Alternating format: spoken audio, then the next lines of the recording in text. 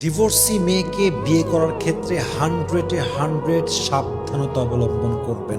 আমি বলছি না সব ডিভোর্সি মেয়ে খারাপ, তবে আমি বলতে চাই সব ডিভোর্সি মেয়ের চরিত্র কিন্তু ভালো হয় না যুবক ভাইয়ারা, ঠিক কিনা বলেন? কিছু কিছু ডিভোর্সি মেয়ের গায়ে এত কলঙ্কের দাগ থাকে, জাস্ট ডিভোর্সের কলঙ্ক নয়, বরং এর চাইতে আরো জঘন্য অবৈধ কলঙ্কের দাগ থাকে, যে কলঙ্ক এরা লুকিয়ে চলে। এদের চরিত্র এরা অনেক সময় এতটা হাইড করে যে মানুষ তাদেরকে বাহ্যিকভাবে দেখলে ধোঁকা খেয়ে যায়।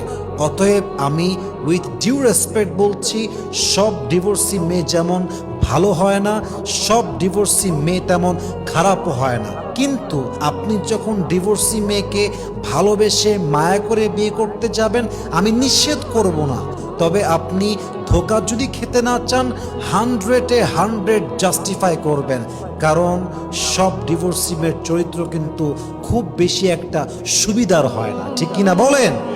আল্লাহ সবাইকে ধোঁকা খাওয়ার থেকে বাঁচায় দিক, বলেন সবাই আমিন।